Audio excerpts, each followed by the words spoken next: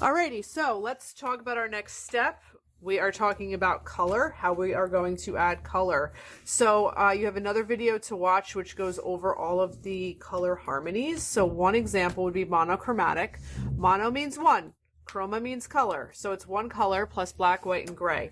So let's say your favorite color is orange. You would pick an orange colored pencil and then everything around it, dark orange, light orange, adding black, adding gray, adding white, okay? That's monochromatic. Complementary colors are two colors that are directly opposite each other on the color wheel. So if you see this little guy here, you can kind of rotate and see, like, it's yellow green with red violet or green with red. Okay, have to be careful with some of these because if it's like 50 and 50, right, it kind of looks like a Christmas card exploded on your paper. So you want to pick one dominant color and then kind of have the complement as an accent color. Then we have analogous. That would be 3 to 5 in a row on the color wheel. So you can kind of start like, oh, green's my favorite color, so I'm going to go here and use these types of colors. Okay, so this kind of helps you figure that out. We also have triadic. That makes a triangle. That's 3 colors that make a triangle on the color wheel. The first set would be your primary colors, red, yellow, and blue. And that's on here as well. So red, yellow, and blue are triadic. So it's 3 colors that make a perfect triangle on your color wheel. So any of those would work. Again, especially with the primaries, it can kind of look like a primary, like a preschool. So again, pick like one dominant color and then the other 2 can be your accent colors. I also have this little option here to show you split complementary, which is basically you would take one color, go to the complement, but then split and use the 2 on either side of that. So it would be violet plus yellow, green, and yellow, orange. So you're splitting the yellow into the 2 tertiary colors. Okay. Then there's also tetradic, which makes a rectangle on your color wheel. So that would be yellow, orange, red, orange, blue, green, and blue, violet. Okay, and that can be really nice as well.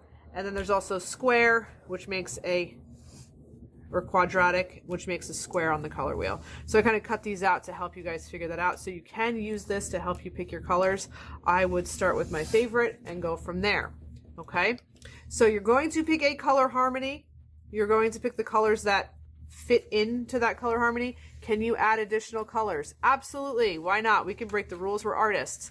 But when I look at your piece, I want to see that you understood what color harmony you picked and how it works, not just like rainbow fabulousness exploding everywhere. Okay, so we want to limit our color palette a little bit. All right, so that's how we start. We pick a color and we figure out how we're going to go from there. Now let's really quickly talk about colored pencils. I have the nice Prismacolors for you guys to use, which are a slightly better quality than, like, let's say Crayola or Prang. The ratio of color to wax is much better, of pigment to wax is much better. So when we were younger, we may have colored like this and said, yay, that looks good. No, it doesn't, sorry. So when we are in the art room here in high school and we want to add color to our design, we are going to use small circular movements and we're going to move all the way around, and we are not going to leave pencil strokes, and we are going to build up light layers of color. We're not going to just start like this and pressing really hard. We're going to go gradual. We're going to overlap our layers and make sure that I can't tell which direction you colored in. And you're going to slowly continue to build up layers, and then you might say, you know what, I want a little bit of a shadow, so I'm going to add a different color in there. So I'm going to add some more purple in there, okay? And that's how you get rich, vibrant color with colored pencils, okay? Now, I do have variations in some of these colors. Some, there's like 3 or 4 different purples, 3 or 4 different blues, okay? So when you guys are working, I need you, that's what the border is for, I need you to write down, I used number 306. Write down the number so you remember which blue, which yellow you used, okay? And I want you to practice this in your sketchbook a little bit, just to show me what your color harmony is. So I want you to define the color harmony. Let's say you're going to do analogous. You're going to write 3 to 5 colors in a row. And then you're going to show me what colors you're using in a nice, neat way. So here's my blue. Maybe I'll use green. Maybe I will let that green and that blue blend and get like a pretty teal color or a blue-green. But you see, I'm barely pressing. Okay, I'm not really applying much pressure here. I'm holding the pencil up sort of towards the middle. I'm not holding it down here like where I would if I were writing, right? And, you know, letting the pencil do the work by building up those layers. And then my other color that I would add would be my purple. Okay, so I want to see how you guys can color. Just a little swatch like this is all I need to see before you start to add color. Okay, does that make sense? I hope. So when it comes time to actually adding color to your design, okay, you can just go for it with the colored pencils. And like I said, this paper has a little bit of a texture, so when you start coloring, you're going to see that texture come through the paper. And that's actually a good thing because it will help disguise any of those pencil strokes that may appear. But again, light pressure, just block in your colors, and then you can always go over again with another layer if you want it to be a more saturated version of the color. Saturated meaning brighter, okay? And you can finish this project off with just colored pencils, okay?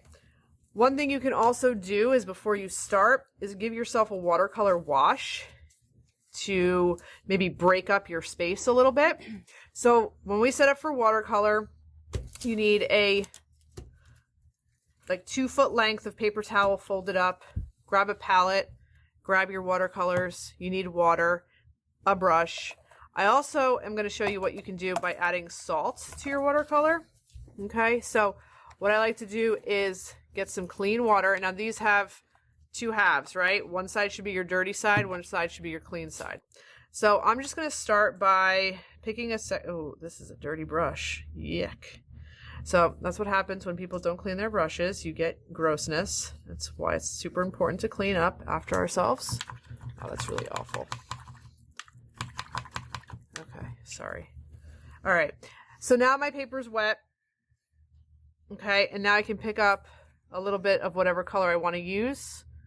You want to add a little bit of water to that, and then just give yourself a light wash. A wash is a watered down version of watercolor. I think, you know, I think of how my kids kind of paint with watercolors, right? And they kind of blop it on and it's really saturated and they think it's like a marker, but it's not.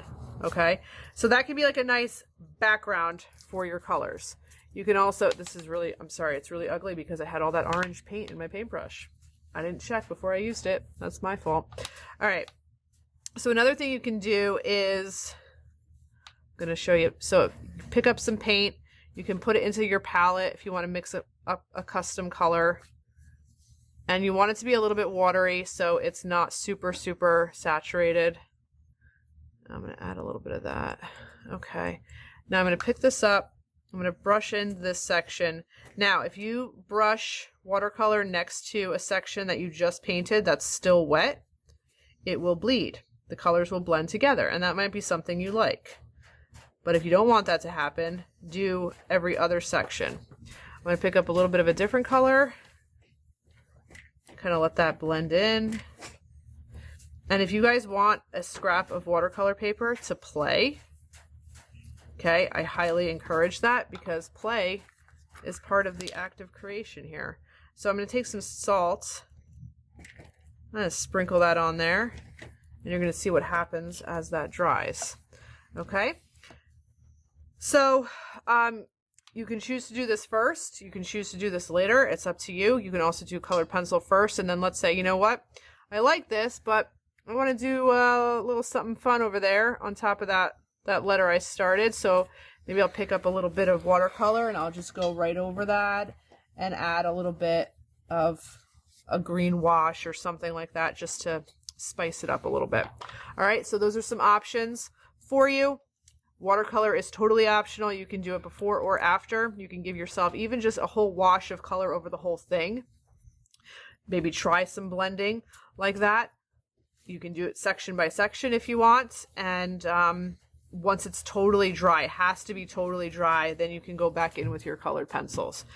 In terms of drawing yourself, how do you want to draw yourself? Does it need to be realistic? Nope. So you can choose to make your hair hot pink and your face yellow, and it doesn't matter.